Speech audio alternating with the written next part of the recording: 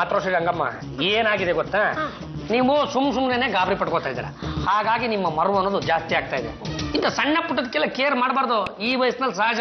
ಎಲ್ಲಾದ್ರೂ ಏನಾದ್ರೂ ಒಂದು ವಸ್ತುನ ಇಟ್ಟಾಗ ನಾನು ಎಲ್ಲಿಟ್ಟೆ ಅಂತ ಒಂದು ಸಲ ಬಿಟ್ಟು 2 ಸಲ ನೆನಪು ಮಾಡ್ಕೊಳ್ಳಿ. ನಿಮ್ಮ ಮರವಿನ ಕಾಯಿಲೆ ಪೋಯ್ ಪೋಚಿ ಮಂಗ ಮಾಯ. ಆಯ್ತಪ್ಪ, ಇನ್ಮೇಲೆ ಹಾಗೆ ಮಾಡ್ತೀನಿ. ಪರ್ಸ್ ಇಲ್ಲೇದ್ಯಾ ಮಾತೃಶ್ರೀ ರಂಗಮ್ಮನವ್ರೆ? ಪರ್ಸಲ್ಲಿ 10,000 ಇದೆ. ನಮ್ಮ ಹೆಂಡ್ರು ಚಡ್ಡಿ ಜೇಬಲ್ ಇಟ್ಟರು ಬಿಡಲ್ಲ. ಹಂಗಾಗಿ ಈ ಪರ್ಸನ್ನ ಎಲ್ಲಾದ್ರೂ ಇಟ್ಬಿಡಿ. ಎಲ್ಲಿಡ್ಲಿ? ಅಲ್ಲೇ ಎಲ್ಲಾದ್ರೂ ಇಡಿ ಹೋಗಿ. ಅಲ್ಲಿಟ್ರೆ ಪಲ್ವಾಗಿಲ್ವಾ? ಓ ಇಡಿ ಅಂತ ನಾನೇ ಅಲ್ವಾ, ಹೋಗಿ.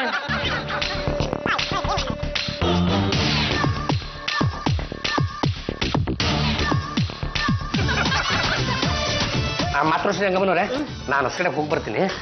10,000 ರೂಪಾಯಿ ಕೊಟ್ಟಿದ್ನಲ್ಲ, ಅದರಲ್ಲಿ 500 ರೂಪಾಯಿ ಕೊಡಿ. ನನಗೆ ಯಾವಾಗ ಕೊಟ್ಟು 10,000? ಮಾತೃಶ್ರೀ ರಂಗಮ್ಮನವ್ರೆ, ಈಗ ಪರ್ಸಲ್ಲಿ 10,000 ಇಟ್ಕೊಟ್ನಲ್ಲ, ಅದರಲ್ಲಿ 500 ರೂಪಾಯಿ ಕೊಡಿ. ಯಾವ ಪರ್ಸು? ಅದೇ ಕರಿ ಪರ್ಸು ಕೊಟ್ನಲ್ಲ, ನೆನಪು ಮಾಡ್ಕೊಳ್ಳಿ. ನೋಡ್ದಾ, 1 ಸಲ ಬಿಟ್ಟು 2 ಸಲ ನೆನಪು ಮಾಡ್ಕೊಂಡ್ರೆ ನೆನಪಾಗುತ್ತೆ. ಇಲ್ಲಿಟ್ರಿ. ಅಲ್ಲಿಟ್ನೇನು ಅಪ್ಪ? ತಗೊಂಡೋಗಿ ರಸ್ತೆನಲ್ಲಿ ಇಟ್ಬಿಟ್ರ? ನನಗೇನು ಗೊತ್ತೋದು ಅಷ್ಟೇ ಅಂತ.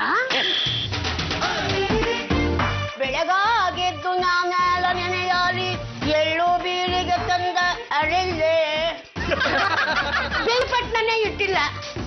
ಓ, ನನ್ನ ರೂಮಲ್ಲಿ ಇರ್ಬೇಕು. ಹೋಗ್ತೇಳ್ತೀನಿ. ಏನೋ ವಾಸನೆ ಬರ್ತಾ ಇದೆ, ಅದು ಏನು ಅಂತ ಸ್ವಲ್ಪ ಬೇಗ ಚೆಕ್ ಮಾಡ್ರ. ಗಂಡುಗಲಿ ವಂಶದ ಕಟ್ಟ ಕಡೆಯ ತುಂಡು ಇದೆತ್ತಿದ್ರೆ ಅದು, ಅದೆತ್ತಿದ್ರೆ ಇದು ಅಂತ ಏನೇನೋ ಹೇಳ್ತಕ್ಕ. ಜೇನುತುಪ್ಪದ ವಾಸನೆ ನಿನಗೆ ಗೊತ್ತಾಗ್ತಿಲ್ವಲ್ಲ?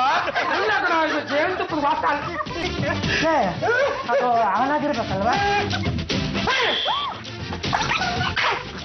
ಯಾವ ಗ್ಯಾಸ್ನ ಆನ್ ಮಾಡಿಟ್ಟವ್ರೆ ಜೇನುತುಪ್ಪದ ವಾಸನೆ ಅಂತ ಕತೆ ಕಟ್ಲೇನೆ.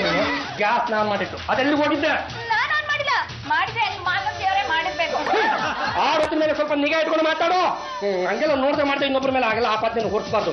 ನಮ್ಮ ಮಾತೃಶ್ರೀ ರಂಗಮ್ಮನವ್ರೆ, ಇದನ್ನ ಆನ್ ಮಾಡಿಟ್ಟಿದ್ದು ಅನ್ನೋದಕ್ಕೆ ನಿಮ್ಮ ಹತ್ರ ದಾಖಲೆ ಏನಿದೆ? ಆಗ್ಲಿ ಬಂದು ನನ್ನ ಹತ್ರ ಕಾಫಿ ಕೇಳಿದ್ರು, ನಾನು ಲೇಟ್ ಆಗುತ್ತೆ ಅಂತ ಹೇಳಿದೆ. ಅದಕ್ಕೆ ಅವರೇ ಬಂದು ಆನ್ ಮಾಡಿಟ್ಟು ಏನೋ ಹುಡ್ಕೊಂಡು ಹೋಗಿರ್ಬೇಕು. ದಯವಿಟ್ಟು ಇವ್ರ ಹತ್ರ ಚಿಕಿತ್ಸೆ ತಗೊಳ್ಳಿ. ನಿಮ್ಮಿಂದಾಗಿ ಈ ಮನೆಯಲ್ಲಿ ನಾನು ತಲೆ ಎತ್ಕೊಂಡು ತಿರ್ಗೋದಕ್ಕಾಗ್ತಾ ಇಲ್ಲ. ವೈದ್ಯ ಪುಂಗವರೇ, ದಯವಿಟ್ಟು ಅವ್ರನ್ನ ಚೆಕ್ ಮಾಡಿ. ಸರ್, ಇದಕ್ಕೆ ಸಿಕ್ಕಾಪಟ್ಟೆ ಮರವು. ಅದು ನಮ್ಮೆಲ್ಲರಿಗೂ ಗೊತ್ತು. ಆ ಮರವು ಹೋಗ್ಬೇಕು, ನೆನಪು ಬರ್ಬೇಕಂತದ್ದು ಏನಾದ್ರೂ ಒಂದು ಔಷಧಿ ಮಡಗಿದ್ರೆ ಅದಕ್ಕೆ ತಗೊಳ್ಳಿ, ಇದರಲ್ಲಿ ಅರ್ಧ ಔಷಧಿ ಕುಡಿಸಿ ಎಲ್ಲ ಸರಿ ಹೋಗುತ್ತೆ. ನನ್ನ ಫೀಸ್ 500 ರೂಪಾಯಿ ಕೊಡಿ. ಅರ್ಧ ಔಷಧಿ ಕುಡಿಸಿ ಅಂತ ಹೇಳಿದ ಮೇಲೆ ನಾನು ಅರ್ಧ ಫೀಸು ಬರೀ 250 ರೂಪಾಯಿ ಮಾತ್ರ ಕೊಡ್ತೀನಿ. ಅತ್ತೆ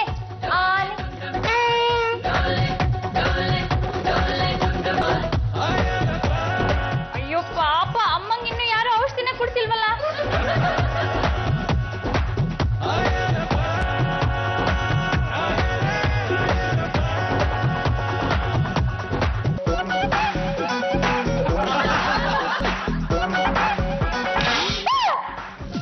ಈ ಸೈಟ್ ನೋಡಿ, ಕಾಣಿಸ್ತಾ ಇದೆಯಾ?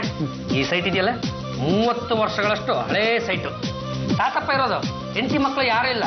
ಇನ್ಯಾರಿಗಾನ ಕೊಡ್ಬಿಟ್ಟು ಕಾಶಿಗೆ ಹೋಗ್ಬೇಕು ಅಂತ ತೀರ್ಮಾನ ಮಾಡೋಣಂತೆ. ನಾನೇ ತಗೋಬೇಕು ಅಂತ ಇದ್ದೆ, ಚೀಪ್ ರೇಟ್ ಅಲ್ವಾ? ಆದ್ರೆ ಅಷ್ಟೊಂದು ದುಡ್ಡು ನನ್ನ ಹತ್ರ ಇಲ್ಲ. ಹಾಗಾಗಿ ನೀವು ನಮ್ಮವರೇ ಅಲ್ವಾ, ನಿಮಗೆ ಕೊಡ್ಸೋಣ ಅಂತ ಇದ್ದೀನಿ. ಕಣ್ಣು ಮುಚ್ಕೊಂಡು ಹೊಡೆದ್ಬಿಡ್ರಿ. 30 ವರ್ಷದ ಹಿಂದಿನ ಹಳೆ ಜಾಗ ಅಲ್ಲೇ, ಅದು ನನಗೆ ಗೊತ್ತಿರಲೇಬೇಕು. ಅದು ಎಲ್ಲಿ ಬರುತ್ತೆ ಹೇಳು? ರಂಗಮ್ಮ, ರಾಮಾಂಜನೇಯ ಟೆಂಪಲ್ ಇದೆಯಲ್ಲ, ಅದೇ ರಾಮಾಂಜನೇಯ ತಪ್ಪಿಕೊಂಡವ್ರಲ್ಲ, ಆ ದೇವಸ್ಥಾನದ 3 ಬೀದಿ ಬಿಟ್ರೆ ಕೆಳಗಡೆ ಇದೆ ನೋಡಿ, ಅದೇ. ಆ ಜಾಗನ? ಅಯ್ಯಯ್ಯೋ, ಅಂತ ಜಾಗ ಯಾಕಪ್ಪ ತಗೊಳ್ಳೋದಕ್ಕೆ ಹೋಗ್ತೀಯ? 30 ವರ್ಷ ಹಿಂದೆ ಅದು ಸ್ಮಶಾನವಾಗಿತ್ತು. ಈ ದೆವ್ವ ಭೂತ ಎಲ್ಲ ವಾಸವಾಗಿತ್ತು. ದೆವ್ವ ಭೂತ ಅಂದ್ರೆ ಮೊದಲಿಂದ ನಂಗೆ ಭಯ. ಅವ್ರ ಮಾತೆಲ್ಲ ಕೇಳಕೋಬೇಡಿ. ಪಾಪ ಲೆಕ್ಕ ಪಕ್ಕದಲ್ಲೆಲ್ಲ ಮನೆ ಕಟ್ಟಲ್ವೇ, ಏನಾಗಲ್ಲ, ಕಮ್ಮಿ ರೇಟಲ್ಲಿ ಇದೆ, ಹೊಡೆದ್ಬಿಡಿ. ಸುಮ್ಮನೆ ದುಡ್ನಾಸಕ್ಕೋಸ್ಕರ ಆ ಮಸಾಲ ನನಗೆ ಮಾರಕ್ ನೋಡ್ತಾ ಇದ್ದೀರಾ? ಅಲ್ಲೋಗಿ ನೀವೇ ಇರಿ, ನನಗೇನು ಬೇಕಾಗಿಲ್ಲ. ಮಾತೃಶ್ರೀ ರಂಗಮ್ಮನವ್ರೆ, ಮೊದಲು ನಿಮಗೆ ಬರೀ ಮರವಿನ ಕಾಯಿಲೆ ಇತ್ತು. ಯಾವಾಗ ಈ ಹಳೆ ನೆನಪುಗಳು ಬರೋದಕ್ಕೆ ಶುರುವಾದವೋ ಆವಾಗಿನಿಂದ ನನ್ನ ಬಿಸ್ನೆಸ್ ಕಲ್ಲು ಬೀಳ್ತಾ ಇದೆ. ನಿಮ್ಮನ್ನು ಹೀಗೆ ಬಿಟ್ಟರೆ ಆಗಲ್ಲ, ನಿಮ್ಗೊಂದು ಗತಿ ಕಾಣಿಸ್ತೀನಿ. ಇಲ್ಲೇ ಇದ್ದೀರಾ ಮಾತೃಶ್ರೀ ರಂಗಮ್ಮನವರೇ? ಏನು ಎತ್ತಂತ ಪ್ರಶ್ನೆ ಕೇಳೋದಕ್ಕೆ ಹೋಗ್ಲೇಬೇಡಿ. ಸುಮ್ಮನೆ ಕಣ್ಣು ಮುಚ್ಕೊಂಡು ಈ ಔಷಧಿನ ಗಟ್ಗಟ ಅಂತ ಕುಡಿದು ಖಾಲಿ ಮಾಡಿ. ಹಿಡ್ಕೊಳ ಕೈನ.